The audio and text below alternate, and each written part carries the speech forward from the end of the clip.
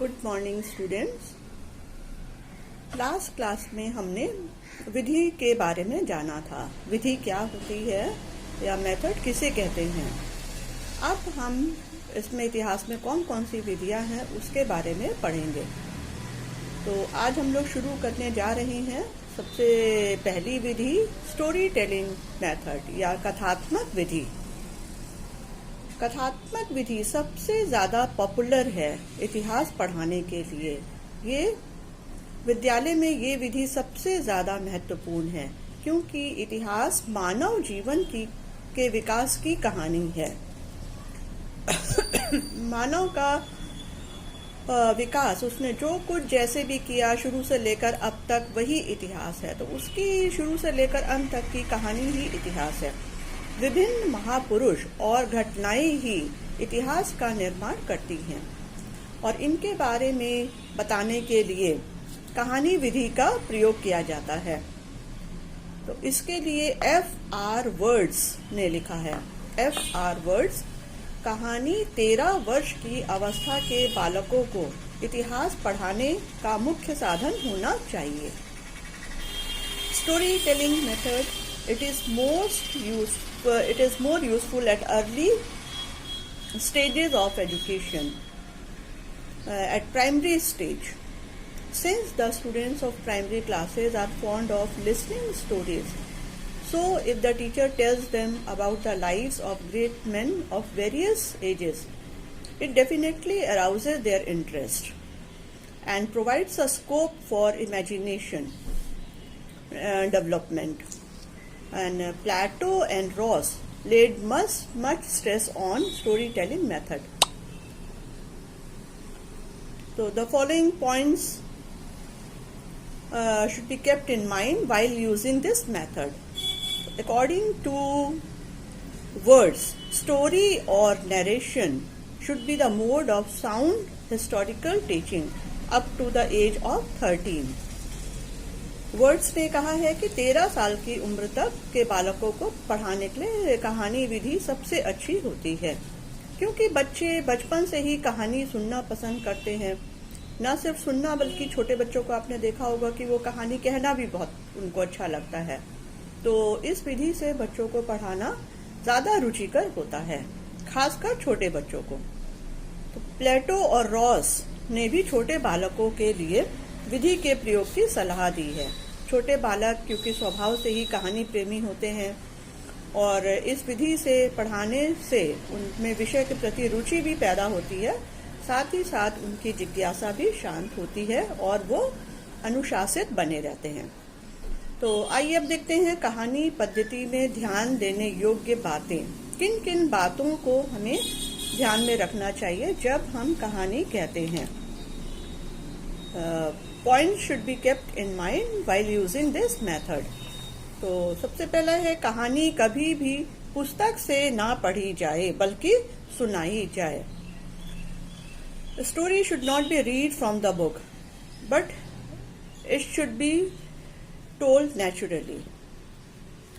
दूसरा है इसका, जिस ऐतिहासिक तथ्य से कहानी संबंधित हो अध्यापक को उसका पूरा ज्ञान होना चाहिए।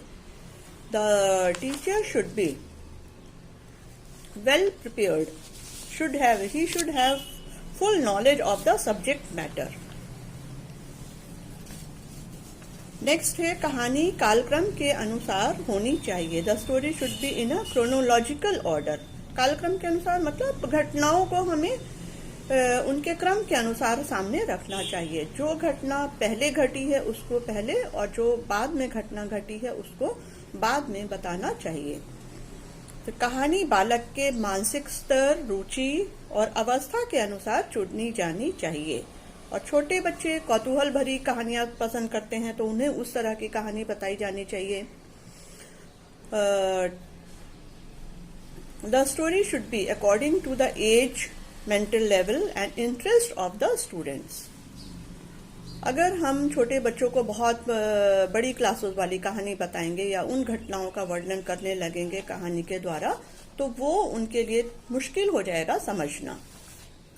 तो इसलिए छोटे बच्चों को कौतूहल भरी कहानियां सुनानी चाहिए और 12 वर्ष की अवस्था के छात्र क्रियाशील कहानी सुनना पसंद करते हैं। Creative stories, they are fond of listening creative stories. कहानी स्वाभाविक ढंग से कही जानी चाहिए। The story should be told in natural way. कहानी शिक्षक को अभिनय कला में भी निपुण होना चाहिए। उसे कहानी सुनाते समय जगह जगह पर हाव भाव प्रदर्शित करते रहना चाहिए और आवाज में उतार चढ़ाव होना चाहिए।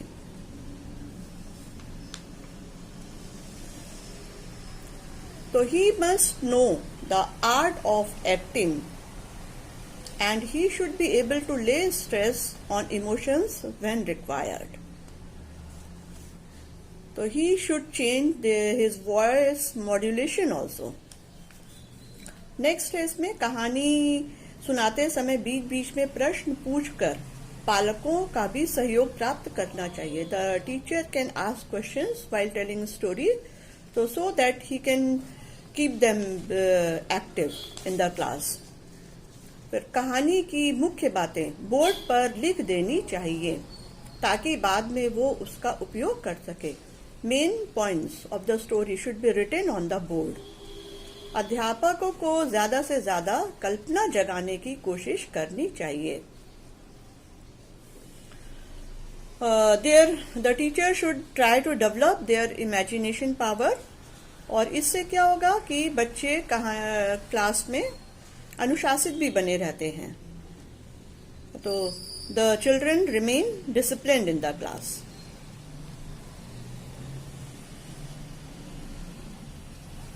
और कहानी एक चीज और कि कहानी में बीच बीच में जरूरत के हिसाब से सहायक सामग्री का प्रयोग भी करना चाहिए।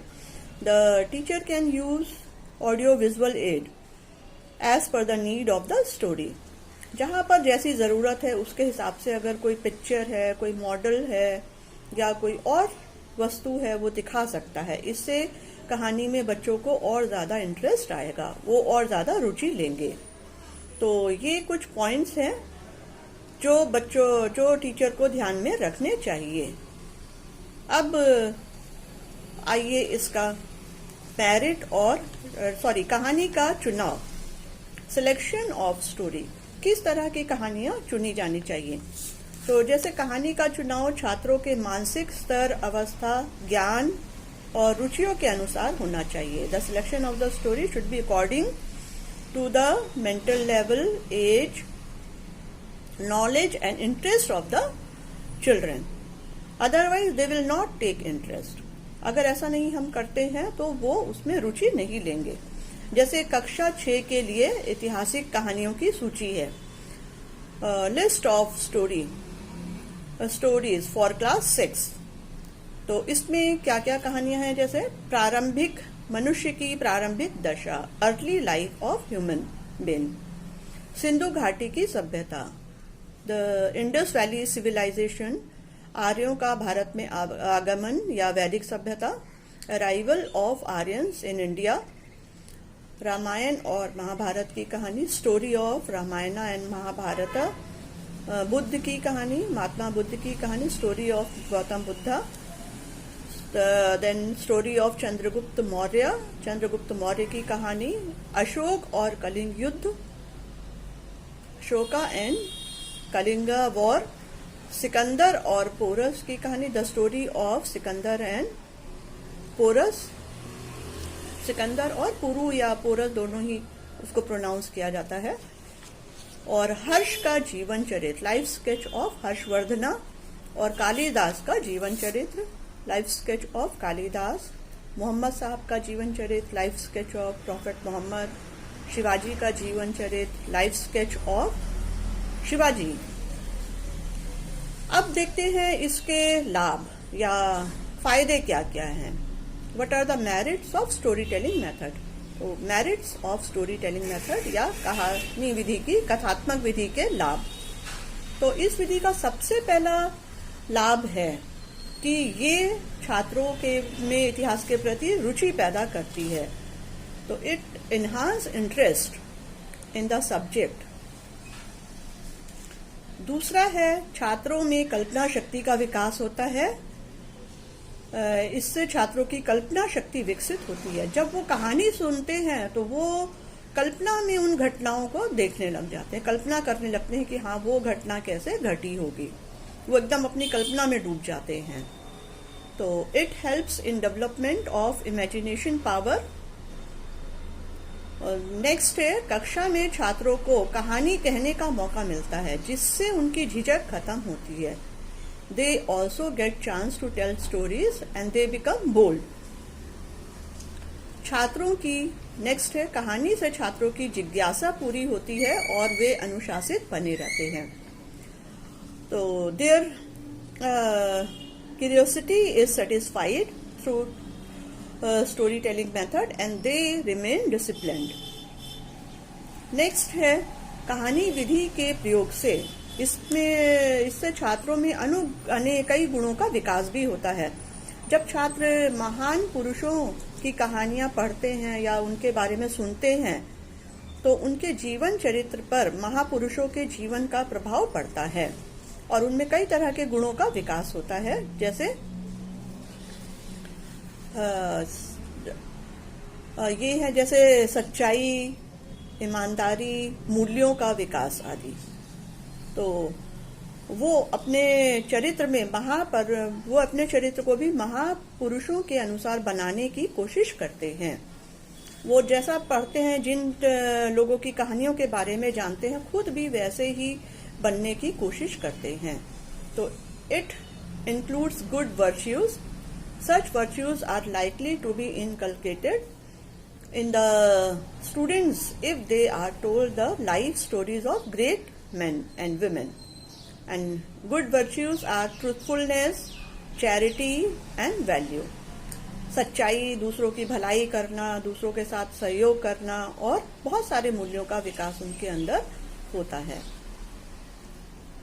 और इसके अलावा एक और है कि ये बच्चों के अंदर क्रियात्मकता का विकास करती है। जब वो कहानी सुनते हैं तो उस कहानी से संबंधित कई तरह के मॉडल बनाने की कोशिश करते हैं या चित्र बनाने की कोशिश करते हैं। तो इस तरह से उनकी क्रियात्मकता का भी विकास होता है। It provides inspiration for creative work also. They may be interested in making models और पिक्चर्स एक्सेट्रा। तो ये इसके लाभ थे, मेरिट थे। अब आते हैं डीमेरिट्स। ऐसे इसका कोई डिमेरिट है नहीं, लेकिन फिर भी ये कहा जा सकता है कि नंबर 1 उसमें हम ये कह सकते हैं कि ये शिक्षक केंद्रित विधि है। इसमें शिक्षक की भागीदारी ज्यादा रहती है और छात्रों को भाग लेने का कम मौका मिलता है, क्योंकि टीचर ही कहानी कहता है और बच्चे सिर्फ सुनते हैं। तो it is teacher centred method and children get less scope of participation. उनको भाग लेने का बहुत कम मौका मिलता है। हालांकि जब टीचर प्रश्न पूछता है तो बच्चे जवाब देते हैं, लेकिन वो बहुत कम क्रियाशील रहते हैं। फिर they remain passive listeners only. ज्यादातर वो निष्क्रिय श्रोता बने रहते हैं। और कभी कभी ऐसा भी होता है कि कुछ बच्चे ध्यान नहीं देते हैं, क्योंकि टीचर कहानी कह रहा है। अब कौन बच्चे सुन रहे हैं, कौन नहीं सुन रहे हैं, इसका टीचर को पता नहीं चलता। लेकिन अगर वो बीच बीच में क्वेश्चन पूछता है तो सभी से तो क्वेश्चन नहीं पूछता है। कुछ बच्चे उसमें आंसर देते हैं, एक्टिव रहते हैं, लेकिन ज्यादातर बच्चे निष्क्रिय श्रोता बने बैठे रहते हैं कक्षा में। तो ये थोड़ी सी कमी है। इसको भी टीचर अपना अगर ध्यान दे तो उसको दूर किया जा सकता है। तो इस तरह से ये मेथड एक अच्छा मेथड है। It is very good method for teaching history. और बच्चों में, ये खासकर छोटे बच्चों में रुचि पैदा करने वाली विधि है। तो अक्सर हम लोग जब भी इतिहास पढ़ाते हैं तो हम बहुत सारे महापुरुषों के बारे में, उनके जीवन चरित्र का वर्णन कहानी के तौर पर ही करते हैं। तो ये विधि यहाँ पे खत्म होती है। That's all. Thank you.